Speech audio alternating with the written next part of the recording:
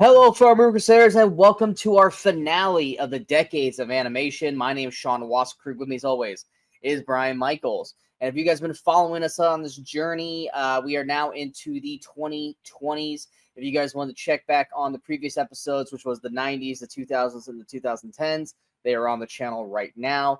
But we are now talking about the 2020s, which is an episode that Brian and I have actually been really excited for because there's some awesome films that have come out just in the first 5 years of this decade. So it's one of those things where it was like, under normal circumstances, like if we were doing the comedy one, which I don't know when we're going to do that one's going to be interesting. There wouldn't be a whole lot to talk about for the first 5 years, but with this one, there is just knockout after knockout after knockout. 2025. Yeah, that's the whole reason we did this series. We were talking about like just some of the great animation that's come out in the last year or so. And we're like, we should just go and do the decades of now because we have enough for the 2020s already. Yeah, I mean, I even like 2010s was rough for me because I had a long list and I got through them all. You know, I tried to go quickly with them. This is only half the decade, and I already have a long list for surprises or underrated and top 5. And it's once again, it's like pulling teeth trying to figure out what ones I have to keep off the list, which I'll probably just do a short little, snippet for them. Overrated though. There's really, for me, only 2. And the other ones are just like, I didn't enjoy it, but I don't know if they're necessarily overrated for me. But I have 2 that are, in my eyes, overrated, and one's going to piss off Brian. But in terms of the 2020s, why do you think 2020s have been so stellar so far in its first 5 years compared to even the 2010s? We love 2010s, but it was more... I would say more like the last 10 years. Because I would say like 2015, 2025 has just been killing it. Like why, especially in 2020s now, has it just been hitting the needle every fucking time? I can't say for sure what's made it work so well. I think the fact that there have been more new studios popping up. Some of these studios are kind of expanding and going to more things. And I think a big thing that happened and partially because of the pandemic, was the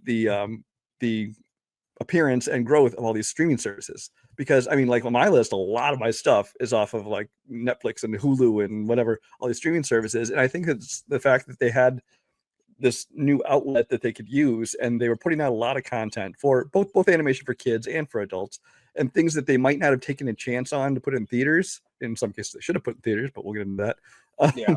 But it's stuff that, because animation, I mean, it's still costly, but not like making a big live action blockbuster. So they can take chances on some of these things they might not have otherwise made. And then once a couple of these things did hit, they're like, hey, there's actually an audience for, animation beyond just, hey, look at the cute talking animals or the princesses, So I think we've gotten to see a little more variety coming lately. And speaking of, pandemic and COVID, if there's one genre of movies that could really take advantage of making their movies during the pandemic, it's animation. Everything's done. Kids at home, at home, in booths, in cubicles. Like, and the parents are like, just go watch something on TV. Get away from me. Yeah, but that's the thing too. Is that, like, even shooting them, like you don't have to be on location. You don't have to. Technically don't have to have them in the same room shooting their lines. It's better that way. You can kind of tell. No, I know. I remember seeing a whole making of thing. I want to say it was about Raya. I was watching some kind of making of documentary about something, and they showed how at each of like the actors' houses they had set up their own separate like sound recording booths. Like some people like made their walk-in closet into one, and they're doing all the recording of the lines there. Now they were on like a FaceTime call or something. People who were like, helping direct them and stuff. But like you said, they didn't have to be in the same room. They could all be at their own houses or whatever, just doing their thing. This is the one genre that did not really get affected by COVID. It thrived with COVID. Not saying that there was really a lot of like amazing animated films that came out in 2020, but they were probably being made in 2020 to come out in 21 and 22. I will say this in terms of the 20s, there's a lot more movies as I'm looking where you and I are both just like, whatever, and then both like, oh my god, that was so great. Like, definitely, I don't know if we just got a little more jaded about it going into the 20s with certain animated films, but there was a lot of where... Yeah, go ahead. I got I don't know, jaded on films in general, especially the animation though, where I have this I've talked about it before, where I kind of hit this new philosophy where it's like I don't feel like I have to watch everything anymore. I'm not going to watch movies just for the sake of watching movies, just because I want to see everything that comes out. I don't do that anymore. So it's like there's a lot of things I just don't watch, which you'll see. I'd cheat a little bit when I got into the overrated, because there's everything I've watched at least part of, but a lot of these I hadn't finished. I didn't bother finishing. But even then, there's a lot of movies I just didn't even check out, and as a result, there were a lot of these surprises, because there's things that I didn't watch when it first came out, and then I heard great things about, and I watched them like, holy shit, this is awesome. I wish I'd watched this sooner. So yeah, for me, it's just a matter of me watching a lot less, and so the stuff that does come through turns out to be, I really like it. But don't get me wrong, there's still plenty of shit being made. I'm just not seeing it all. Yeah, that's like I said a little bit ago. It was like with my overrated, there's probably two that I consider overrated. Doesn't mean I didn't like them. I just think that they got kind of blown out of proportion. And then the others are like, were they overrated? Or did everyone else kind of think, for the most part, the same as me? So I really only have like two actual overrateds. I mean, I'll say the other ones. But you're probably gonna go, that's not really overrated. I was like, well, I had to pick something to get to my number. But yeah, underrated and top five, I've got quite a few to acknowledge, because there was a lot to acknowledge so far in these first 5 years, and we can only hope that it continues for the next 5 years. Anything else you wanted to drop before we go into it? No, not a whole lot else to talk about. Just get right into the movies. Okay. So how many actual overrated do you have? I have 5. Okay. I did want to mention, but one I haven't even seen, and I'm not gonna see it. That's this Neja 2, which came out, supposedly the biggest film in fucking history, because China likes to make up the box office shit. I'm so sick of hearing about the fact this thing only made like $7 million in the US. It's like, I'm sorry, but it's just not the global phenomenon they're advertising it as. And when I've watched trailers for it, it just looks, the characters look annoying. So so this is only an honorable mention for me, because I have not seen this movie, but I have no interest in seeing this movie. I'm sick of hearing about this movie, so I'm going to call it overrated. Okay. And I haven't seen it at all, so I can't really give anything off on it. I just know I was like a little surprised when, I think I remember, because I was watching the box office pretty heavily during the summer, because we pay attention to the box office during the summertime, and every time I would go to Worldwide, I would just see this movie. I was like, what the fuck is this film? And I was like, oh, it's animated. And then I heard it was coming to the US. I'm like, hey, are you gonna check this out? And Brian's like, fuck no. And I was like, okay. And the conversation there. So yeah, I really can't add anything more to that. Like I said, I guess I'll go through my 5, but like I said, a lot of these I think are probably normally rated. I guess is the word I would use instead of overrated, but I'll acknowledge them anyway just because they're on my list. My first one is from Pixar, and Pixar has had a rough 5 years. COVID really did kind of kill Pixar to a point. Now, that doesn't mean that they didn't have some standouts. There's at least 2 that I'm going to acknowledge I'm sorry, 3 that I'm going to acknowledge that are really great. But it's kind of almost to the point where there was like, for every good one, there was like 2 or 3 like ones. And the one for me that I think I liked the least out of the 2020s is Turning Red. Now, granted, I'm going to preface this, and Brian prefaced this when we talked about it the first time. We are not the target audience for this movie. We are not. This is definitely a mother-daughter story, and like a coming-of-age story. And I get that. And there are movies that are like that work for me and work for Brian. It doesn't have to be about boys for us to enjoy the characters. There's a couple here that are, for the most part, a female cast that we love. I just think that Turning Red, to me, was more on the annoying side than it was like whimsical or heartfelt for me.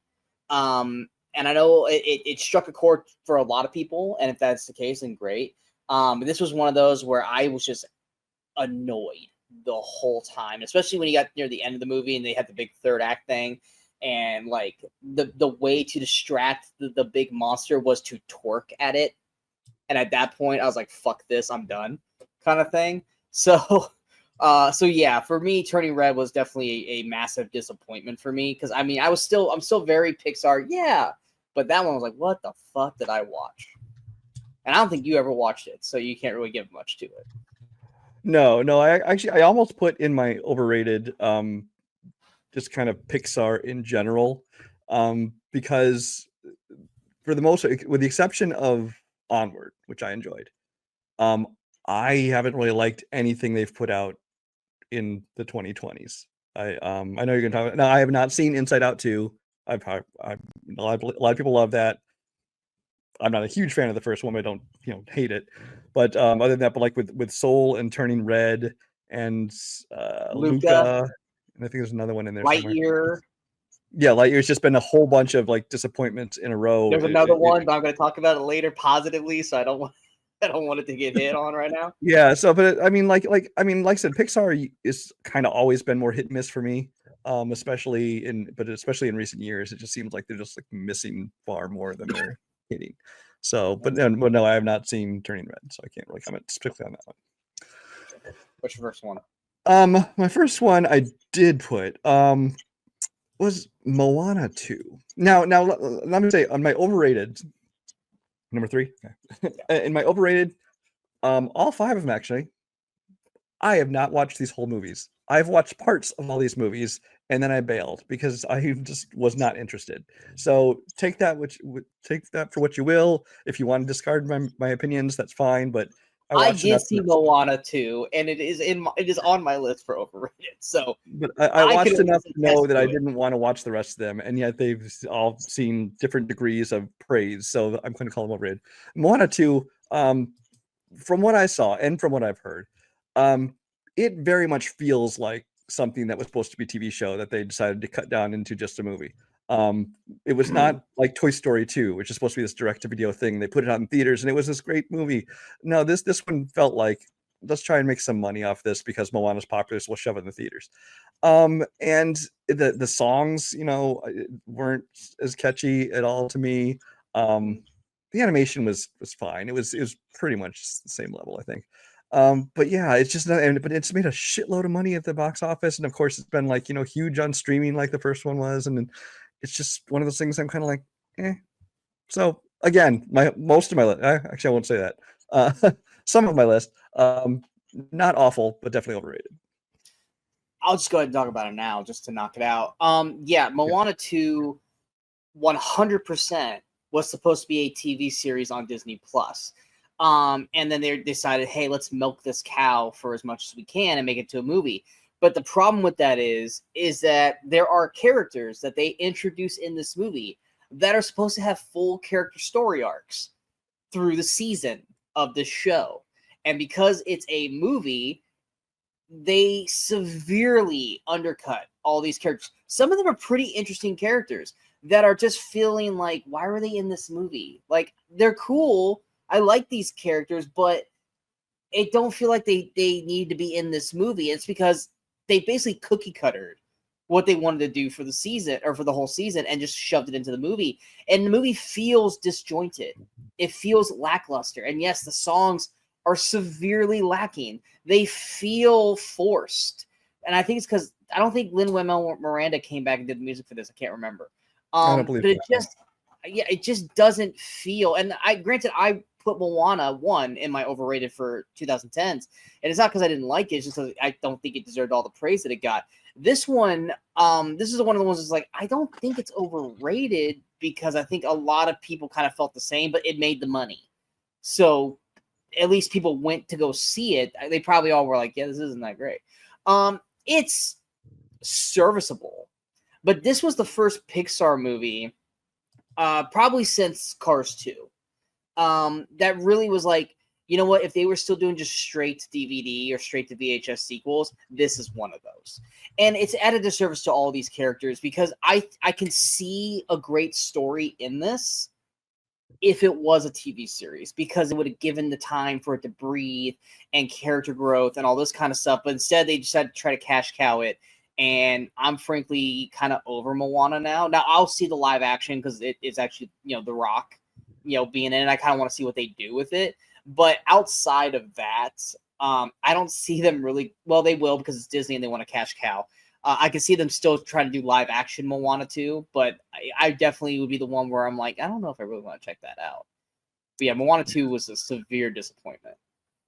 Yeah, the songs were done by two girls who basically were only known for having made the unofficial Bridgerton the musical. So kind of a step down from Lin-Manuel Miranda, just saying. Yeah, and it shows. It shows. Yeah. Go ahead and go with your next one since you took my next one. My next one that I partially watched but quickly bailed on.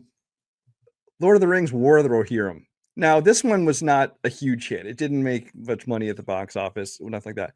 But the people that did see it, a lot of them seem to really enjoy it. And it just seems like one of those things where it's like people, I think, were forgiving of it just because they wanted some Middle-earth content.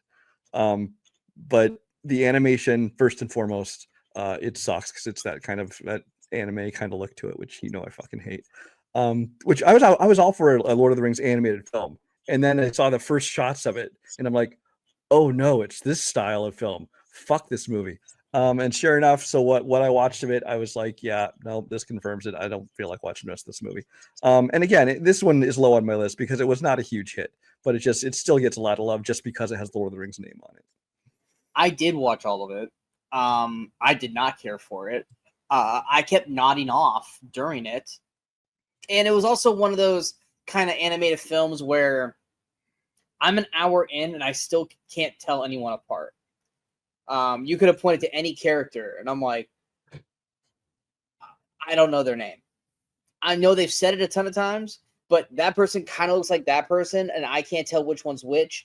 The story did nothing for me. I had the same problem the first time I watched most of the live action Lord of the Rings films, especially the dwarves. You mean the Hobbits? Yeah, the Hobbit movie. Oh yeah, no, you. If you had a trivia question where you had to name all the Hobbits, I might get half of them. But if it was place the name under the right Hobbit, I would fail. Now Kimberly, she loved the Hobbit movies, so she could name all of them and know which one's which and stuff like that. But War of the Rohirrim, it just and like you, I was excited for it because like, ooh, Lord of the Rings, animated. Are they going to do Lord of the Rings? They're going to do a separate story.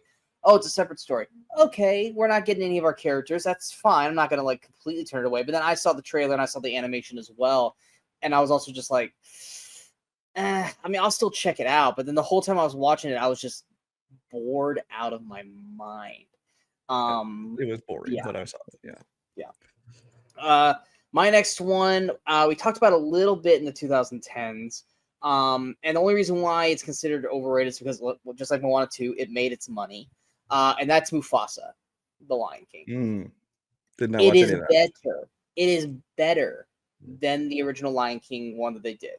Because it's a fun story. That should have been the one they made first instead of. Exactly. It is an original story. We have not seen this in animated form. So at least in terms of the story, it is better. The music, no. There's one song, like I said, on 2010s that's like an earworm. And it's not because the song is catchy. It's because the cadence of one of the characters and how they say a word in it is so annoying that it just burrows into your brain. It's the brother song, and Scar says brother the whole time. He says that fucking 12 times in the song, and it's annoying as shit. When these songs were by Miranda. Oof. Yeah. The songs themselves were just kind of okay. The story, interesting, didn't really, do anything new. I've seen the story done before and in better films, but it's one of those things where it's like I'm not mad at what I was seeing, but I really wasn't getting wowed by anything new here. I will say that the live action animation of it, because they try to make it look real, was done better. They definitely worked on the eyes. So they didn't look like, a baby doll doll eyes thing, so that you could see emotion better in this one. But it's still, pales in comparison to the OG animated, Lion King, or even I will say the Lion King trilogy animated with Lion King 1, 2, and then 1.5. Did everything in the right direction compared to the Lion King from 2010s, but it still just was not memorable or that great, or something that I would have watched more than just the initial time. But yeah. What was your next one? My next one I partially watched. The Super Mario Brothers movie. This is one I was just like mostly just disinterested in it, but it's like first of all, Mario Brothers franchise doesn't deserve the popularity it has on video games or anything. They're fine little video games, but people like hold them in this esteem where there's like 5,000 different games featuring these characters, and then this movie made so much fucking money, and so I'm like, okay, I guess I'll finally check it out. And I started watching it, and I was like, yeah, no, I'm not going to check out the rest of this movie because I was mostly bored by it. Now it did feel, at least to me, that it was aimed at more of a younger audience. I mean, there were obviously little nods and things that people who have played the games over the last however many decades will pick up that maybe younger kids won't.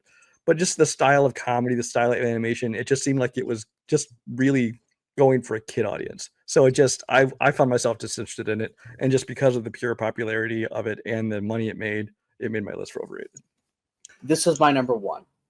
And that's coming from someone who actually enjoyed this movie. I like Mario. I'm not in love with Mario in terms of like the game. Obviously, I love the OG Marios because I was an NES kid when I grew up. So yeah, I played some of the original ones. Yeah, and I love Mario Party and I love Mario Kart. I don't think we need 20 versions of it, but I love those games. I was excited for the movie. I do think Chris Pratt got shit on hardcore for it, and he didn't deserve to, because Pratt was actually good in the movie. Pratt is good in animation, and people need to get off his fucking ass. I love that they addressed his why isn't he talking like, "Oh, me, it's Mario." They figured that shit out real fast. I was like, okay, cool. They got that knocked down. Charlie Day was a great Luigi. Oh god, was it Anya Taylor-Joy was Peach? I believe so. Yes. I think so. I mean, I feel like they could have given her more, but and I love Joy, but you could have kind of put anyone in that role, and I wouldn't have really distinguished her compared to everyone else. Like I love her as an actress, but she doesn't have like a distinct enough voice for me to go, that's Anya. It's just what it was. Jack Black as Bowser. It's fine. Not the voice I probably would have picked for Bowser. Jack Black being Jack Black. Yeah, but yeah, it is. It's Jack Black being Jack Black. I mean, Jack Black's Poe to me. He's Poe. Yeah. And what I forgot I wanted to mention, one of the reasons I found this overrated is because people like went fucking nuts over that song. And it's like, and the song's not that great. And actually, if they love that song, I feel like they've never listened to Tenacious D, because it's like the same kind of style of, comedy and music and stuff, but it's like, it just happens to be, about these Mario characters, and it's obviously toned down for a, PG audience. But I was just like, this isn't even one of his better songs he's done, and why are people latching onto this? I don't get it. Yeah, I am not a fan of the Peaches song. I think it's a redundant song from Jack Black, because I know he's capable of more than that, and it felt very forced. It felt like Jack Black's like, all right, if I'm going to do this role, then I got to at least sing one song. And I was like, there's so many songs that Bowser could have sung that would have been fun for Jack Black to do, and Peaches was just not it for me. That was probably my least favorite. See him do like a Be Prepared kind of song. Exactly, because now granted, and for anyone who jumps on me, I think it's Super Mario Odyssey or whatever. Bowser marries Peach or whatever, but it's not out of love. It's out of like, I'm kidnapping her and she'll be my bride and fuck you, Mario kind of thing. It's not like I'm in love, and it's like no, that's not Bowser. Like, to me, that just like that put the whole movie like, now you want me to feel empathetic for Bowser? Like, no, that doesn't work. And it kind of just put it in a negative condensation for the rest of the movie, for at least that character. Everything around that, though, I enjoyed. I enjoyed how they brought the gaming aspect into it without it feeling like a video game. Seth Rogen as Donkey Kong was actually pretty funny, and I was kind of like, ugh, when he got casted. But it was solid. The Mario Kart aspect of the movie I thought was really fun and enjoyable. So there are things that I really liked about it. And a lot of people are like, oh, it's a simple story. Yeah, it doesn't need to be like The fucking Departed. It's Mario. Just keep it simple, have it be entertaining and fun, and that's where you got to go.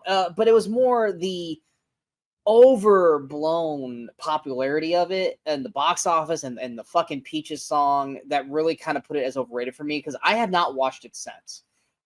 Granted, when Super Mario World comes out, you know, next year or in 2 years or whatever, I'll go back and rewatch it.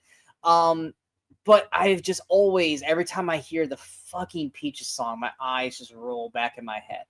And that's coming from someone who does enjoy this movie, but it does not deserve everything that got blown out of proportion for it. So yeah.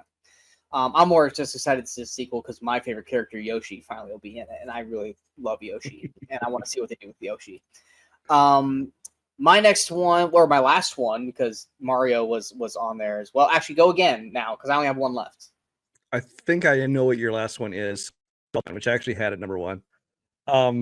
So my number 2 then, I guess, is Marcel the Shell with fucking shoes on. And the reason I dislike this one so much is because people love it just because it has the fucking A24 in front of it. So like, oh, this is artsy animated film for us film snobs to love. And it's like, it's this cutesy little fucking shell with Jenny Slate's voice. I like Jenny Slate, but I mean, it's kind of the same voice she does with everything. But it's just like, I want to say this was a short first, and it was probably a very cute short, but it does not need to be a fucking 90-minute movie of this. And from what I saw of it, it got kind of boring and old real fast. Watch now, look at the cute little shell in his voice. And I just don't understand. It's a movie that I think people would have just seen, maybe given some slightly positive reviews to, and kind of written off as just, forget it. But then because it's A24, people are like, oh my God, it's awesome. And so like all the ratings on like my Letterboxd friends, it's all like 4 and 5 stars. I'm like, are you fucking serious? Anyway, I never saw it's this, just pretentious. So it's one of those that I only checked out because it was so because it got such great reviews from a lot of friends, and so I like, you know what, I'll give it a try. I'm willing to give anything a try, and so I did. I'm like, nope, turn it off. So what did you think my movie is? I thought it was Guillermo del Toro's Pinocchio. How's that overrated? That's just shit. Yeah, but it's got like all 4 and 5 ratings on fucking Letterboxd and shit. I rated that so fucking low that I didn't even think to consider it. But yeah, no, sure. no, I agree. I started to watch it and then I quickly turned it off because I thought it was not good in animation. It wasn't good in story. It wasn't good in anything about it. But then like came this rash of reviews and everybody praising it, and so it definitely lived up to Overrated for me. What's your number 1 then? I fucking hated it, so I didn't even consider it overrated. Oh, I bet I know what your I know what your number 1's going to be. Go ahead. What is it? I want to hear you say it. Okay. The movie's fine. It's fine. I'll be talking about it later. What's that? I'll be talking about it later, probably. It's fine, but I just don't get the hype behind it. I was once again bored through it, and that's flow. Yep. This was a movie that just kind of was out there, and I wasn't going to watch it. I wasn't going to really pay attention to it. But then Brian and a lot of other people were losing their minds over it and saying that it should win the Oscar for Best Animated Film. I was like, you know what? I'll try it out.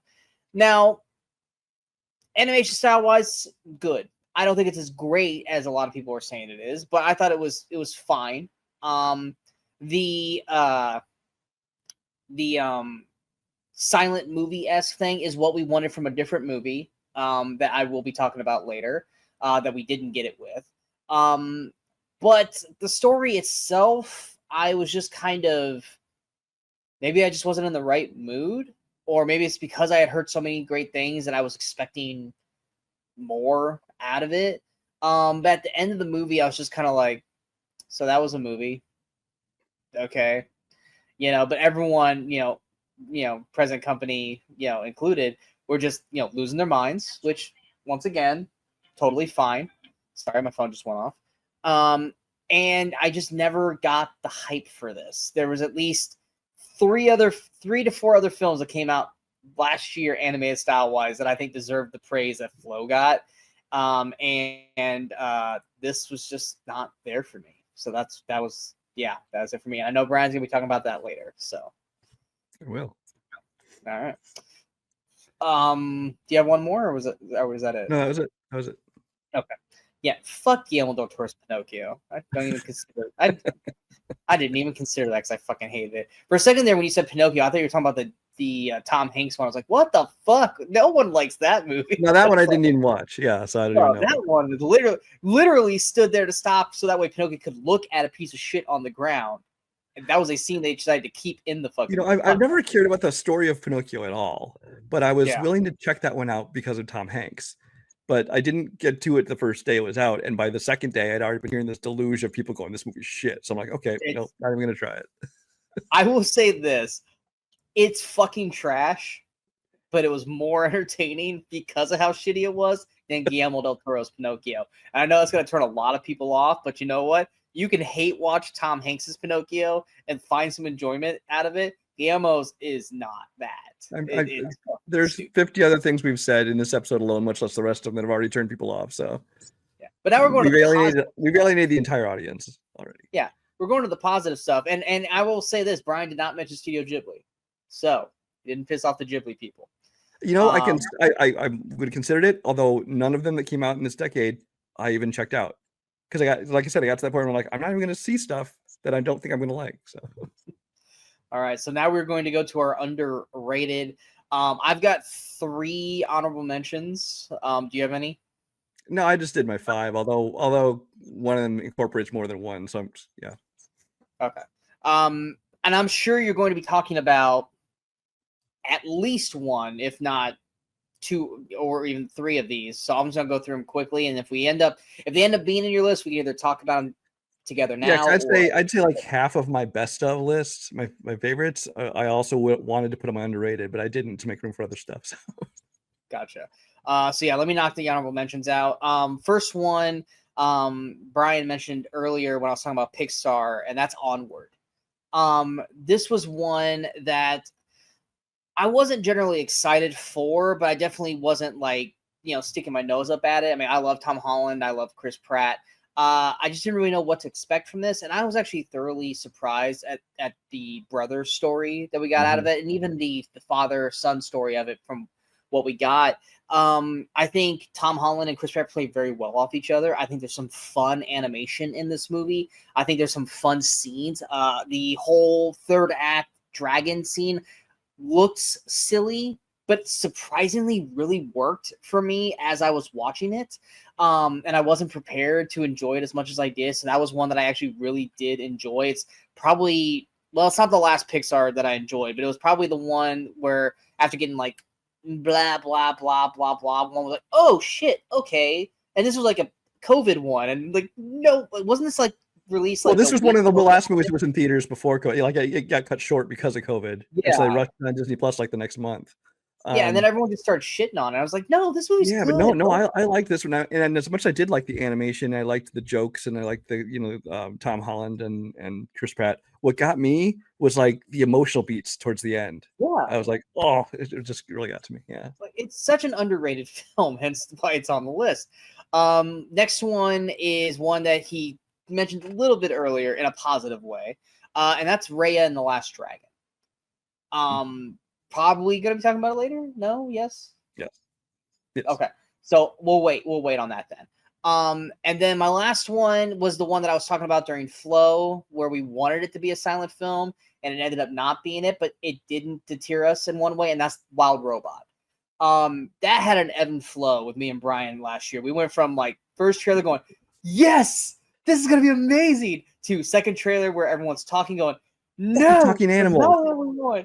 Fuck this movie, to You know what? That was actually still really fucking good. And you know Well, what? because they found a way to have them talk to exactly. make sense. Explained it. Much like with Mario, everyone wants to tell, well, how are you gonna have Luigi do an fake Italian accent? It's stupid. They fixed that. With this, it's like, okay, the talking animal bit, it's not that it's getting old. It's just like, that's not what we want in this movie. But once again, they explained how the animals talked. And that they aren't actually talking like English. Yeah. Exactly. And by doing that, it actually took the one thing that we were worried about and the one thing we were eye-rolling about, and it completely took that away. And it tells a very beautiful, touching story. Animation looks fucking amazing in this movie.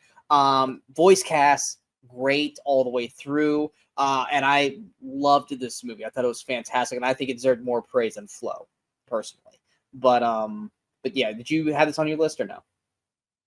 No, it would have made my honorable mentions if I had something. Gotcha. All right, so there were my honorable mentions. So yeah. Okay, so my first one I'm going to say is actually incorporating 4 films so far. And these are the Mortal Kombat Legends animated films they've been putting out. I have not seen a single one. These things are fucking awesome. These are the Mortal Kombat movies you always wanted to see. Now some are better than others. There's one of them I think called Battle of the Realms, which is the best one.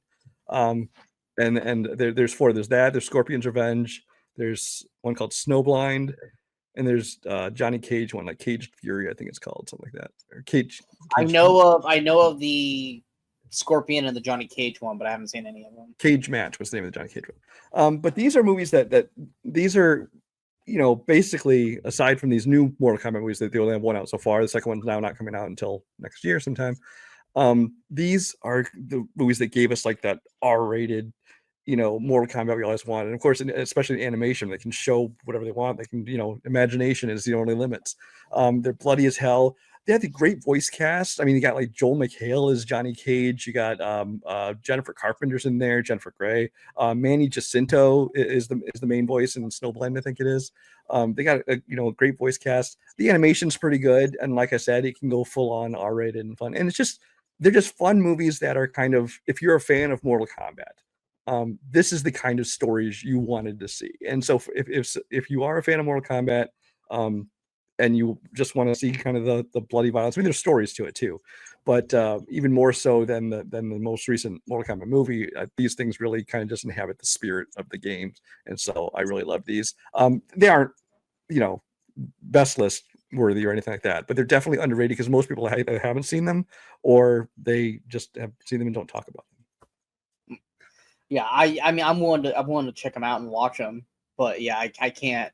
I just remember, where I was working, the Scorpion one had just got released, and they had like all this marketing stuff for it. I'm just like, why is this like? I like Mortal Kombat, but it's an animated, like just like straight to DVD film. Why are we freaking out about this? But okay, all right, I will consider checking that one out.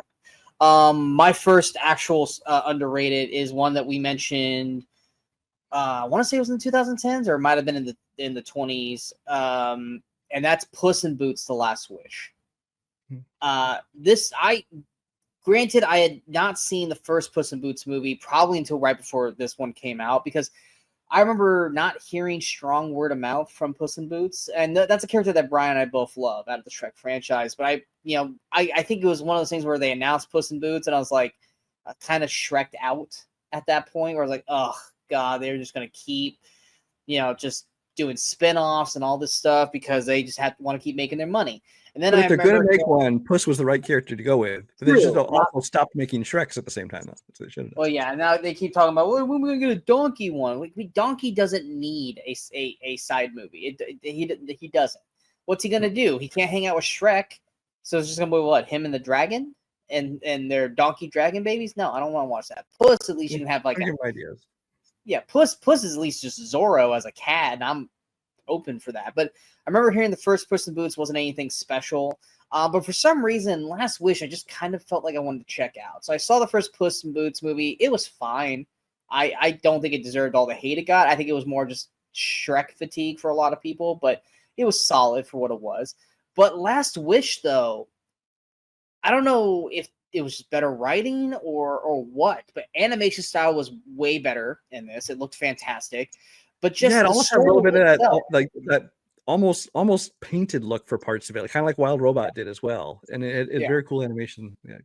Yeah, and then just the story that they told, how like, oh, Puss is actually going through all of his lives. I love how they go back and like, oh, there was one, there was two, there was three, because he was just careless with it, and now he's down to his last wish. And then it also kind of becomes this MacGuffin movie as well, where they're all like chasing this thing, which can be annoying because it's like, oh, we've seen this before, but it works in this. And then you had the, oh god, I'm blanking on the dog's name, which is just like the ugliest fucking dog, but you just cared about it so fucking much.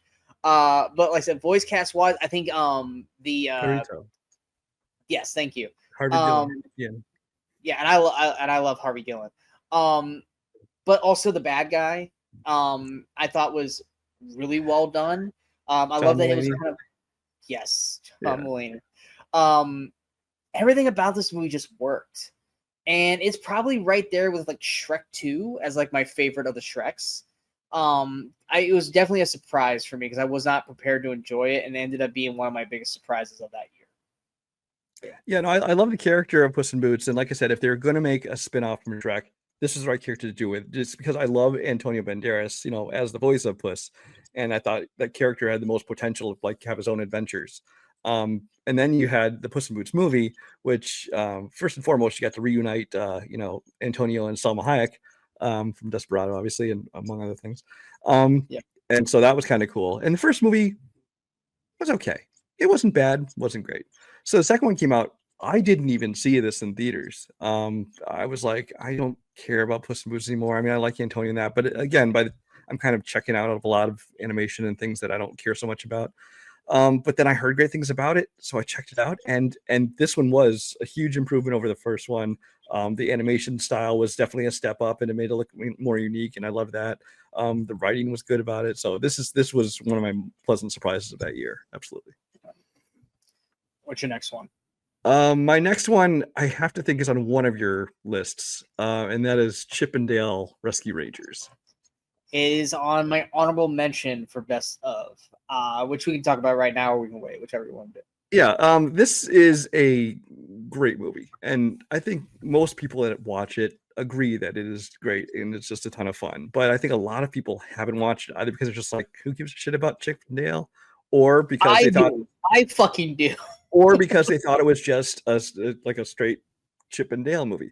And it's really not. It's really like Chip 'n Dale are the kind of the least interesting things about this. I mean, they're still fun, but they're the least interesting things about the movie because everything that's going on around them and all the other supporting characters and all the cameos and all the there's all kinds of meta things to it and in jokes. The Uncanny Valley was the Uncanny Valley was fucking genius.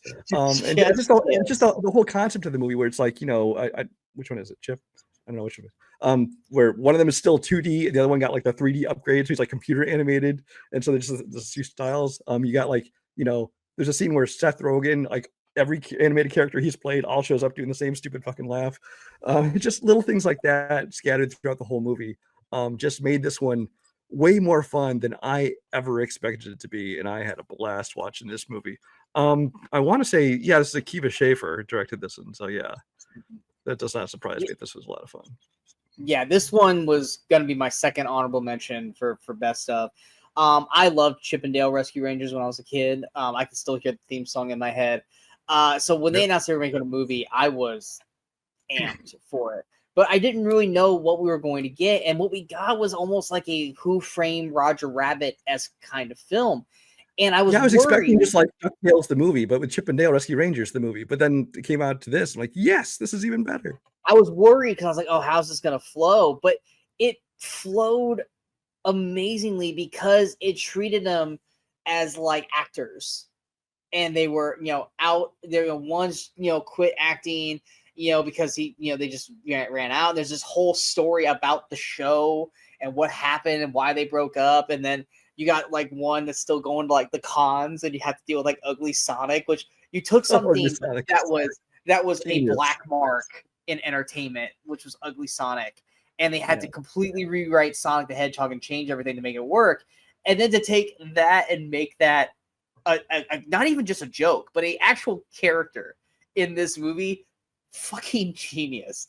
As well, there's so much of this movie that just goes, this is amazing that you guys thought of this and that you guys rolled with it and were confident to do this. And then you also have like, you know, like the whole like it's not really the mafia. I'm trying to think of how the bad guys are, you know, and what they're doing to the people. I don't even want to like spoil it. I know the movie's older now, but I don't even want to spoil like the plot of the bad guys and what they're doing because, it's just, like I said, it's just to be so honest, I don't remember the plot so much. I even said in my original review, it's like the plot is fine, it's whatever. Because like I didn't even care about like the human characters like Kiki Lane and stuff like that. I thought she was actually the weakest part about the movie. So I honestly don't even remember a whole lot of the plot. I just remember the characters and all the meta jokes. Literally talking about it right now makes me want to go put it on right now and rewatch it because that's how much I love this movie.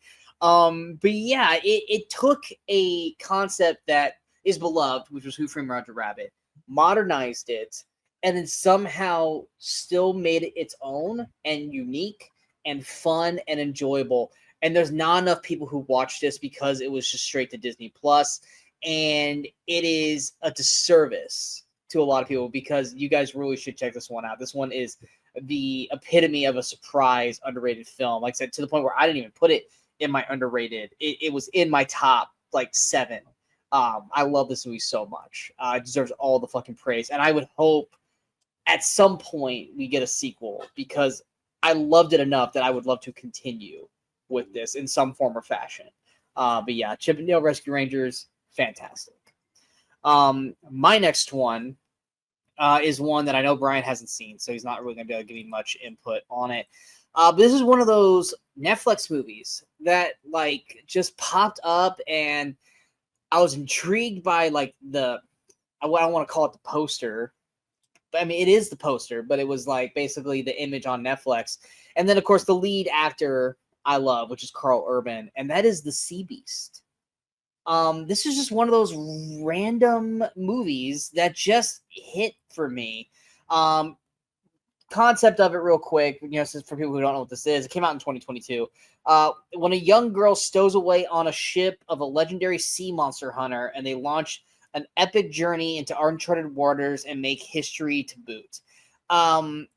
Which, listen, it sounds basic, but the animation I thought looked beautiful. Voice cast I thought was strong throughout, and the story has a good amount of heart in it as well. I haven't watched it since I initially saw it 3 years ago, but I just remember watching it and just really enveloped into the actual story of this and these characters, and I had a blast watching it. It's one of those that you mentioned to some, you know, random, not a big movie person, even some real big movie people, and they probably have never even heard of it, or they probably like, oh yeah, isn't that on Netflix? Yeah, I never watched it. It's like, you really fucking should. It's actually a really good film. And I know Brian hasn't seen it. So. I didn't see that. Yeah, but I know you loved it though. I know you've seen at least 2 out of my last 3. So yeah.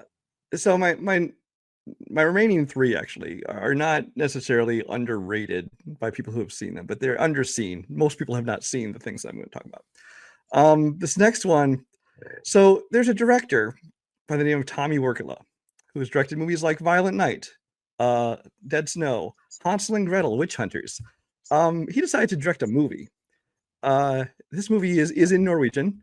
It's been released over there already. It's supposedly it is going to come to the US probably just straight to VOD with like an English dub, but currently you can only get subtitle. Oh, okay. This is a musical animated film called Spermageddon. Spermageddon is basically is kind of like, you know, Toy Story explores like the life of, you know, toys and you don't, and Bugs' life, kind of the life of bugs that you don't know, the humans don't see what goes on. This is the life of sperm.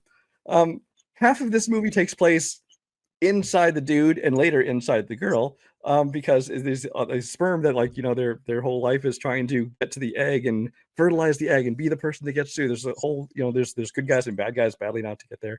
There's all the confusion with everything from, you know, when they think they're shooting out and all of a sudden they hit the condom. All kinds of crazy things going on. The other half of the movie is actually the people, the humans. There's like this, I think they're supposed to be teenagers. But there's this, like, you know, this guy and this girl who has this relationship. So as they start, you know, making out and stuff, you see all the sperm inside getting excited.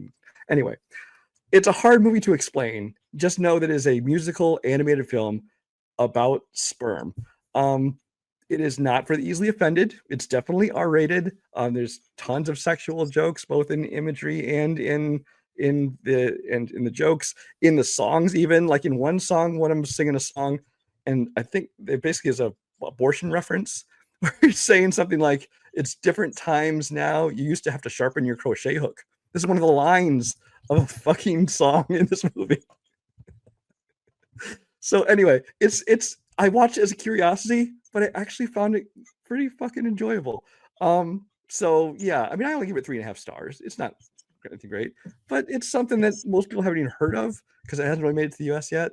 But I say check it out. This has been this was like a week ago. Ryan says that he mentioned it at one point earlier, and I don't ever remember him mentioning it. But like, I was on his Letterboxd just seeing if he had seen anything, what he's seen lately, and all of a sudden I see Spermageddon, and I'm like, "What the fuck is this?" And Brian's like, "Don't worry, I'm gonna be talking about it on the show." And I was like, "Oh god!" And I watched the trailer. That title song is an earworm, by the way. Spermageddon. Sorry. I watched the trailer, and because I was like, do I need to watch it? And he's like, no, you don't need to. It's like, okay. But I watched the trailer, and obviously, like, you know, it's Norwegian, so you're gonna have your subtitles and stuff like that. But it was so like Sausage Party, but with sperm. But see, obviously, actually though, Brian better than Sausage Party. Though. Yeah. So yeah, I don't know if I'll check it out. But yeah, I didn't know this movie existed. Here's what you need to do. Here's what you need to do. Watch the first 5 minutes of this movie, because there's some fun stuff that happens just in the first 5 minutes, like the montage, basically about the life of sperm. If you don't like the first 5 minutes, you probably won't like the whole movie and turn it off. If you enjoy that, keep watching. So it's not like Lego Movie where it's like ignore the first 5 minutes and just start from there and you'll be fine. No, this one you'll be able to tell pretty early on if it's going to be your kind of thing or not. So yeah. Gotcha. My next one is one that surprised Brian didn't put in Overrated, because I know he knows that I'm head over heels about this movie, but he was like, it was fine. It's not as great as you make it out to be. And I was like, I don't care. I fucking love it. But this is a movie that I had to defend to Brian all last year because he was just like, ugh, the whole time. I was like, no, trust me, it's going to be good. And it was. Oh, Despicable Me 4? Is that it? The what? Despicable Me 4? Fuck you. No, it is Transformers 1. Oh. I love Transformers. I really, really dislike Michael Bay's Transformers. I'm fine with the first one. I'm fine with the third one. The rest can go fucking die in a ditch somewhere. Bumblebee was great, and even Transformers: Rise of the Beasts was a turn to form for this. And I'm one of those kids who grew up with the animated series, so I watched I have the entire series downstairs with my collection. Even Beast Wars. I fucking love Beast Wars. So when I saw that they were making a Transformers animated film, I immediately got excited. I was a little worried when I saw the voice cast that Hemsworth was going to be Optimus Prime, and I'm like, I don't hear that voice with Peter Cullen. I don't see how that's going to work. But it was going to be an origin story about how Optimus and Megatron became friends and then became enemies. And I was intrigued by that. And then you also had like Scarlett Johansson and Key from Key and Peele, Keegan-Michael Key. I was like blanking on his name for a second there. So I love the voice cast. But I was intrigued to see whether the animation was fine, didn't blow me away. But what I wasn't prepared for was how amazing Brian Tyree Henry was as Megatron. He was... Which I'll say, I was more worried about him as the voice of Megatron than I was about Hemsworth as Optimus Prime, because Megatron has such a specific voice, but he made it work. But so does Optimus Prime. Yeah. But here's the funny thing, is about halfway through the film, I'm like, I can't tell if Hemsworth is doing this or if Cullen came in and did the voice, because Hemsworth found the tone for Peter Cullen. And I was like, holy shit. Either they swapped Cullen back in last second, or Hemsworth is making me believe that he is Optimus Prime. The story is great. The animation actually works for what we were getting. Keegan-Michael Key is hilarious in this film. But what it managed to do, which I wasn't prepared for, is, like I said, Brian Tyree Henry's Megatron is so well done. And Brian Tyree Henry does such a phenomenal job voice acting for this role that he made me feel for Megatron until obviously he goes full on bad. You're like, oh, fuck this.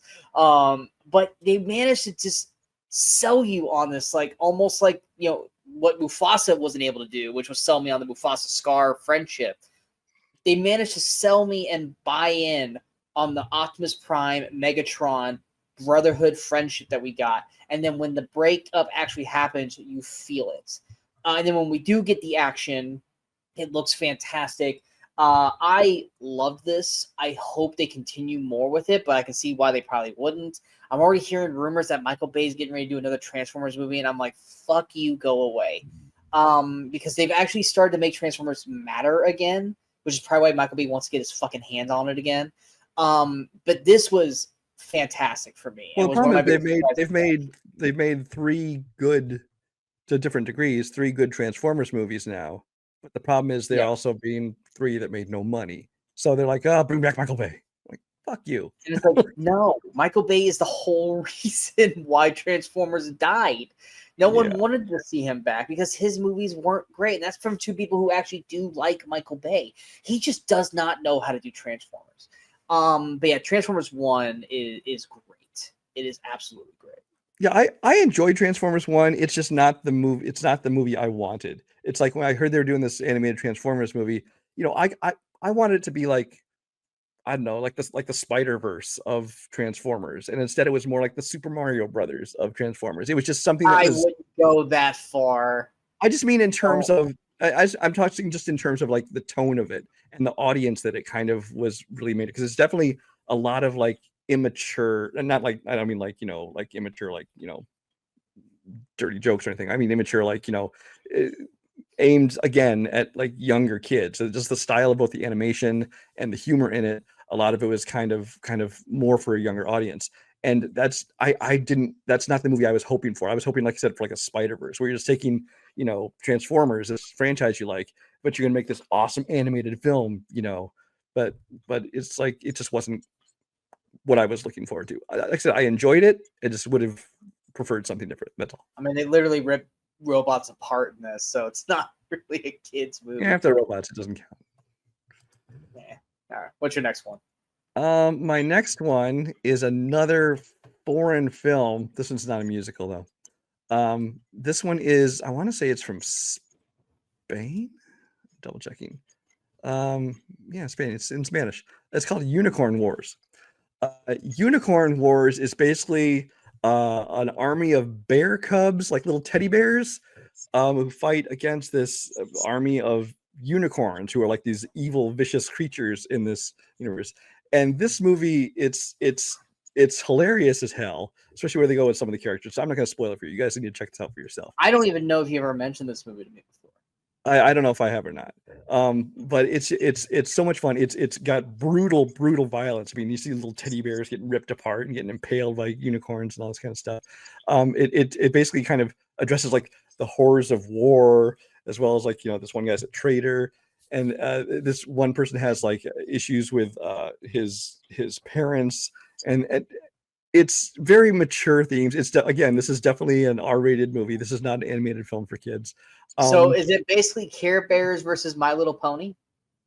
Well, it's definitely, I would almost say Care Bears, except they don't shoot. It's not My Little Pony because the unicorns are definitely seen as like these evil, vicious, you know, like in Death by a Unicorn.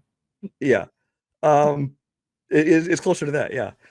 So yeah, it's a kind of death. This could be like a spinoff from Death of a Unicorn. But this is another one of those. It's a weird movie. I don't even remember how I came upon it. I just stumbled across it one time and I watched it, and I just loved it because I think the animation was fun. I think it's still done in a very, you know, kids animation kind of style to it. It's just way bloodier and more violent. And I would have preferred to watch an English dub, but as far as I know, the only thing available is a subtitled version of it. But it's just another one of those movies that I just wanted to put on my list here because it is underseen, because most people have not heard of this movie, and it's one that not everybody's going to like, but for certain audiences who might enjoy this kind of thing, it's worth checking out, and I want to put it on people's radar. Yeah, I've never even heard of this. Didn't even know this was a thing. But you've intrigued me enough to at least maybe go check it out. So that you've now added potentially 2 with Spermageddon on my watch list, which Brian's like, yes, until I find out that I don't care about him. My next one, I want to say Brian liked, maybe not as much as me, but this is another one of those random Netflix animated films that just I clicked on and ended up just falling in love with this. And once again, we're back to Sony. I told you, Sony's been killing it as of late. And this is one that really knocked it out of the park for me. And that's the Mitchells versus the Machines. This is another one. And it's, like I said, very much in terms of like Goofy movie, where it's about a girl getting ready to go to college. And her dad basically is trying to bring their, back close together. So let's go on a trip. Let me drive you to college. Because you have this like stigma right there, but of course, as that's happening, basically their world's version of Apple decides we're releasing a new like robot, kind of do all your jobs for you, stuff like that, and then they end up taking over the world, and this up to the Mitchells to basically save the day.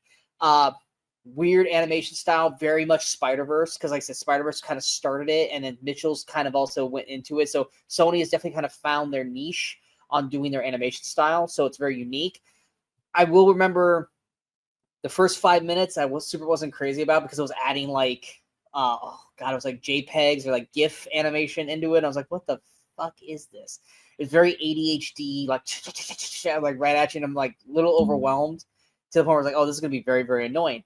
But once they get past that first 5 minutes and they start to actually slow down into an actual story, this is a beautifully well done, fun family film. I enjoy the family. The brother was definitely me when I was a kid. Just randomly calling people in the phone book because he wants to talk about dinosaurs. Loved that character. They've got a pug, so naturally, I'm more drawn to that. And the whole pug joke throughout the movie is fantastic.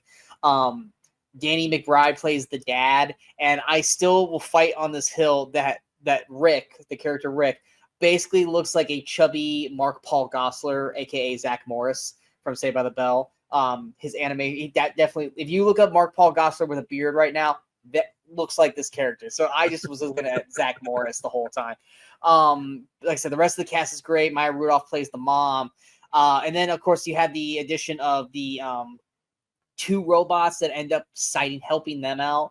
They're fun. But it's just a fun movie, and I know I said fun a lot, but it's true. It's like it's one of those movies that just you look at it, you're like, what the fuck is this? But once you get past the first 5 minutes, you really get into the story, and then everything else, like the stuff that bothered me in the first 5 minutes, it flows better throughout the movie because you really start to get to know these characters and how their styles are. And this was just one of those films that just worked immensely for me, and I've gone back and rewatched it a few times since it came out in 2021, and each time I've just been happy with what I've watched. This is one of those that a lot of people have not seen, but I see for most people that do see it end up feeling the same way. So it's just one of those that's like more people just need to know about this movie and check it out on Netflix. Yeah, this is a movie that was going to go to theaters. I believe it was called Disconnected originally. This is supposed to be disconnected from, your family doesn't feel connected, and as well as you're trying to disconnect from all technology. And then pandemic hit. They ended up saying, you know what, we're just going to sell this one off to Netflix or license it to Netflix or whatever they did. And so they did that. They retitled it, put it out. And so it didn't get a lot of the attention that it should have gotten. Because this is a good movie. I also as well love the animation style. It does definitely have a kind of Spider-Verse feel to it because it does the same kind of thing where it's like it's computer animation, but then they put in like little hand-drawn stuff on top of it, which it just kind of adds to the style to it, make it look kind of unique. So I liked when they did that. The story is actually what I liked most about this movie. And it wasn't even the whole machine thing. The machine thing, I just kind of like, that was kind of the part of the story I didn't care as much about. I really just, I guess maybe as a dad whose daughter was going off to college, I really enjoyed the kind of relationship with the father and the daughter and kind of like how they're trying to understand each other and they kind of feel like they're growing apart, but they're trying to hold on, especially the dad's trying to hold on to something to make that connection again with his daughter. And that kind of stuff like really, really hit me. I get emotional. I'm a dad. What can you expect? But I mean, the robot takeover, robot apocalypse stuff was still fun. Don't get me wrong. It's just that was not my main appeal. The main appeal of the movie for me But yeah, this is a fun one. Family it is definitely made my honorable mentions. Yeah, the family dynamic is what you're watching. The our robots taking over the world is the backdrop, but it is the family story that makes it all.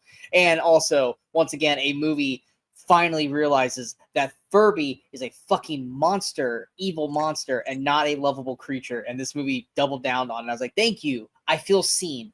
Thank you. Furby is terrifying. But yeah. What was your next one? My last one is an absolute cheat. It doesn't belong in this list, but it's our show, so we'll do whatever the fuck I want. So deal with it. Because this is 217 minutes long. Why? Because it was not a movie, it was a series. And this is Scott Pilgrim Takes Off. I wanted to include this because this is absolutely, I mean, it's animation. I wanted to include it too, but I was like, Brian's going to get on my ass because it's not a movie. It's wonderful. Now you get to talk about it. It's one of my favorite things of animation to come out in the 2020s. So I absolutely had to include it here. And I didn't put it on my best of list because technically we're talking about movies, but it has been like ignored by a lot of people. I think a lot of people haven't seen it, or I know some people that watched the first episode were kind of turned off by it and didn't watch the rest of it.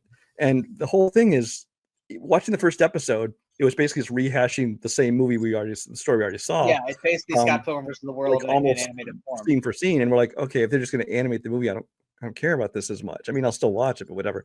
But then it, like, after that first episode, it takes this turn. It gets a whole different direction. You're seeing the whole story from Ramona's point of view, which is awesome because we love Mary Elizabeth Winstead. You get the whole voice cast comes back. You have I love the animation style of it because I love the original comic books. I just have the whole collection right here. The humor is great. The writing in is great. I mean, we'll never get a Scott Pilgrim movie sequel, so I love that they were able to do this in animation. Especially, I think it actually worked better in animation because of the way the story was going. But I loved this so much, and this is something that I wish more people would have watched and talked about and paid attention because it deserves a lot more attention. We literally dedicated an entire episode to talk about this when it came out. Scott Pilgrim versus the World is one of my favorite films of all time. Kimberly watched it for the first time this year. I just had it on TV and she had never seen it. And I was like, "You have never seen this?" And she's like, "No, no." Then we're watching it like because it was on TV, so I had commercials and shit. And I was like, no. We're putting it actually fucking on. And I was just sitting there just giddy watching it the whole time. So when they announced they were going to do this, and they announced that they were bringing back the pretty much the entire, it was almost the entire cast, right? Give or take one person. I believe any of the characters not everybody came back, I don't think, but any of the characters who were in this from the movie, it was the same people. Yes. Yeah. So bringing back the actual like live action cast to voice these characters was a huge like, thank God. And then I was one of those that was a little worried too after the first episode because I was like, this is just the movie all over again. What the fuck? But like you said, it takes this turn, and it ends up becoming the story that is just flipping amazing. And it was a new story too because it's not like because the comic book was basically the whole movie just broken down into 7 different novels, and so we were basically seeing something we had never seen before. And it took turns that we weren't expecting, and little like twists and stuff. I don't want to go any further because it definitely deserves to be watched in its entirety. Because it was like 7-8 episodes, something like that. Something like that. And and like you said, I just love the way it took these turns because like it knew what people were expecting and it totally subverted those expectations. Like, people you thought were heroes are now villains. People you thought were enemies are now friends. There's different motivations. There's whole characters and more versions of characters that come in. We won't get into, but just go watch it. Yeah, there's characters that didn't get enough time in the movie that get their due in the animated. But yeah, Scott Pilgrim Take Off definitely deserves it. I would have put it on my list, but I figured Brian was gonna chastise me for it because it's not a movie. But then he fucking went and did it anyway, so I'm not mad about it. Okay, yeah. I'm not mad about it. But yeah, Scott Pilgrim Takes Off deserves to be watched for anyone who enjoyed the movie. Just get through the first episode because it's basically, once again, it's just going through the movie again, which if you love the fucking movie, you should be okay with watching it in animated form. Just know that after the first episode, it takes a turn and it's a fun ride the rest of the way through. My last Underrated is one that I still feel like a lot of people won't give a watch to, or maybe just didn't hit the right notes as it did for me. And that's Pixar's Elemental. This was Never did see one. that. I know you didn't. This is one of those that like.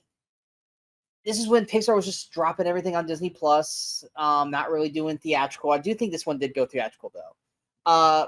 But it was one of those that like trailers didn't wow me.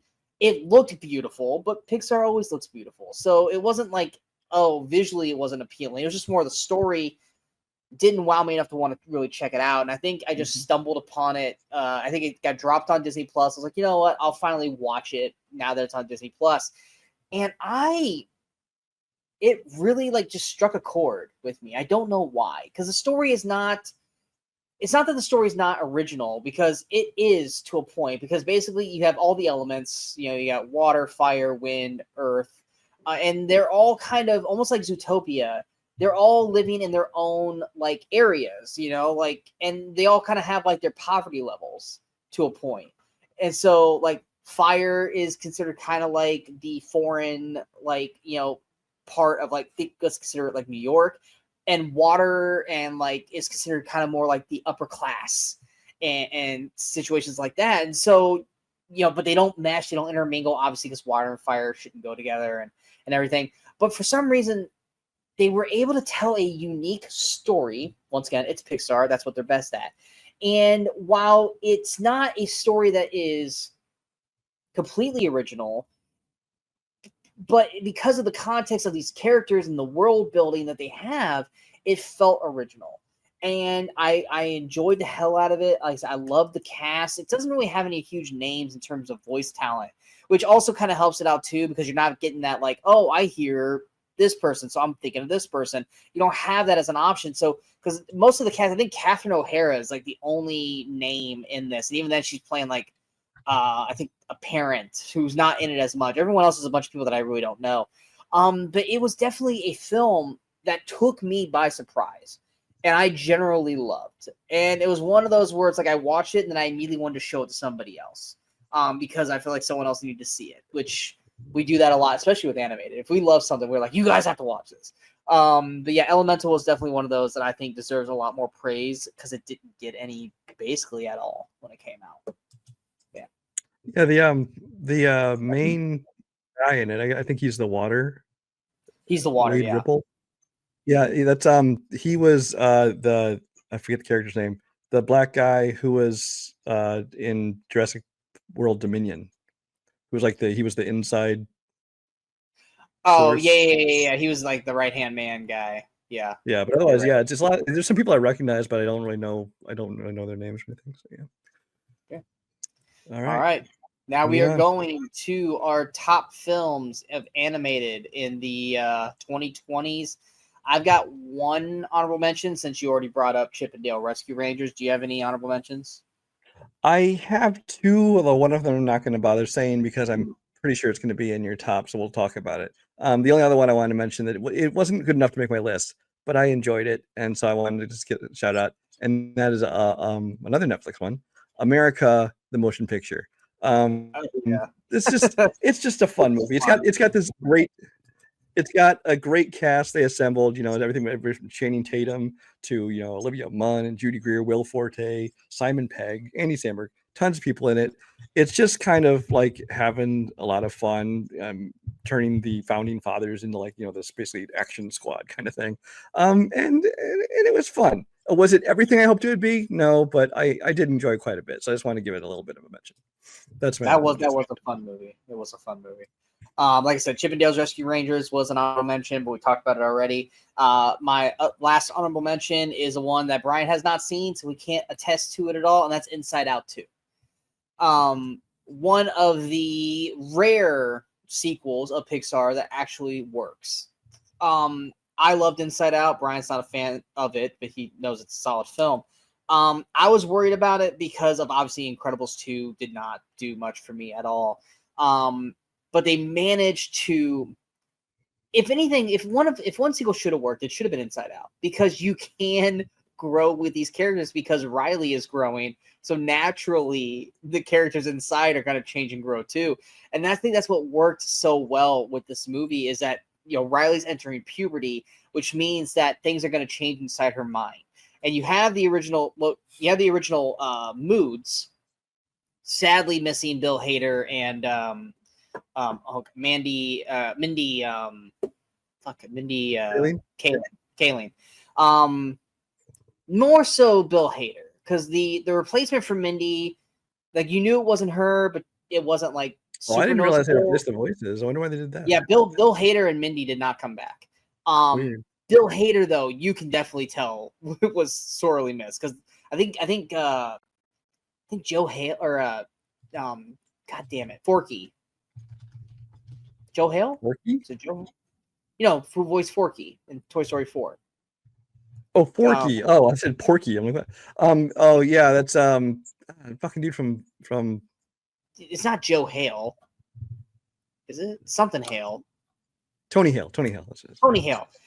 Tony Hale, I believe, took over the voice for Bill Hader in that one, and you can tell their voices different. So it definitely was missing there, more so than discussed.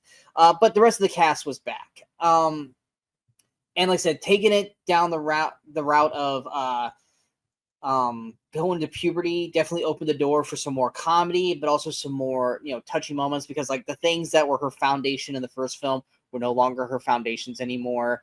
Her ability, I know they kind of teeter around whether or not she might be a lesbian in it, but they don't go fully into it to the point where it freaks people out. But she has this infatuation with this one student, and it's more like, does she have a crush on her, or is she just infatuated because she's a phenomenal hockey player? You don't ever really get to tell that. But once again, she just hit puberty, so it's not important. But I know a lot of people are like, hey, shut the fuck up. It's a movie. Chill out. But by adding these new moods to the film, I thought was actually really clever. I thought it worked a lot, and it was funny because like you can go back going, yeah, I was like that, or yeah, I know a lot of people who were like this, and which my only gripe with that is that when at the end of the first movie, when it's showing like the parents' moods, those characters aren't there. So it's like, did those die? They didn't die. Are they in a different side of the fucking brain? Like, where the fuck are they? So it's the one thing where it's like it doesn't completely tie in well with the first movie, because where are these new moods? They should be there because they're adults. But the story that we did get was very touching. It did a really good job. It definitely allowed Riley to be more of a character, because you do spend a lot more time with Riley as Riley and not just the characters inside Riley's brain. And then Maya Hawke. I want to say she's Anxiety. Yeah.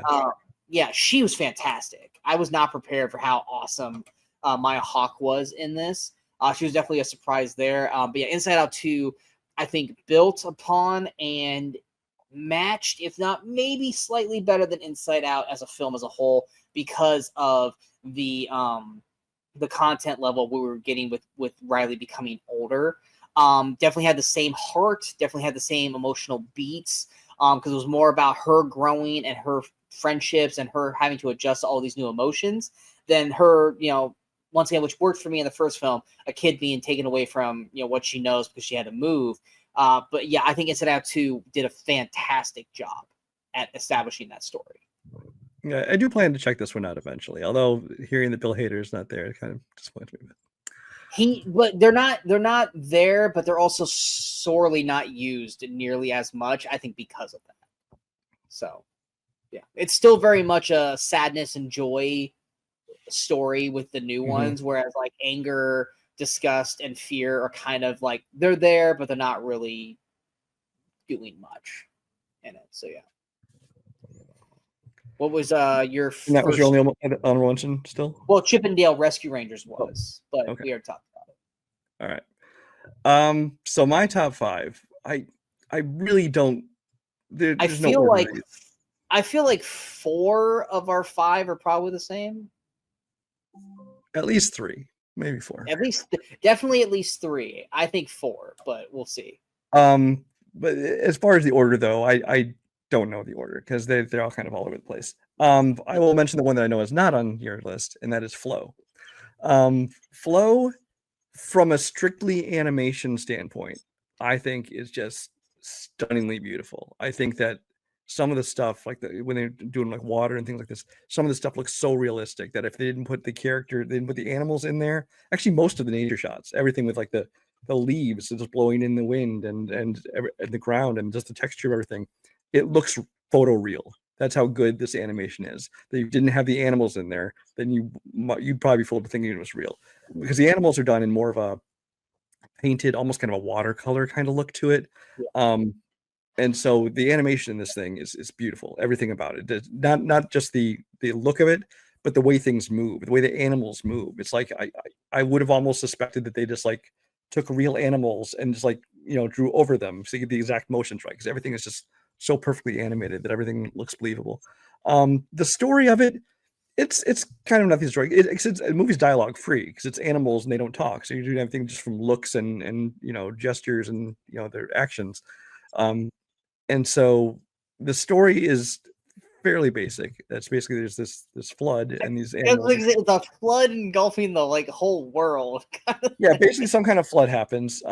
They never really say if like a dam let loose or what happened, but there's this flood happening, and so these animals that get like washed up and separated from their families or from their homes, and basically it ends up kind of creating one by one this found family. These people, these animals that are first kind of maybe wary of each other, they start to work together and help out each other, and it's kind of a beautiful film. Again, the story is super basic, but I love this one mostly as an animated film because of the animation itself. I just think it's one of the most beautiful examples of animation. And so that's the reason I love this movie as much as I do. All right. I will do the one that I don't think is on your list. Okay. And then after that, I think, like I said, I think the last four are relatively going to be kind of the last four. This was one that I was a little hesitant on because of the animation. But once again, as soon as the movie got into the flow, the animation actually worked immensely for me. And that's Teenage Mutant Ninja Turtles Mutant Mayhem. If you guys have not been paying attention through this entire decades of, I love the Teenage Mutant Ninja Turtles. Brian and I were both huge fans of TMNT in the 2000s. Excuse me.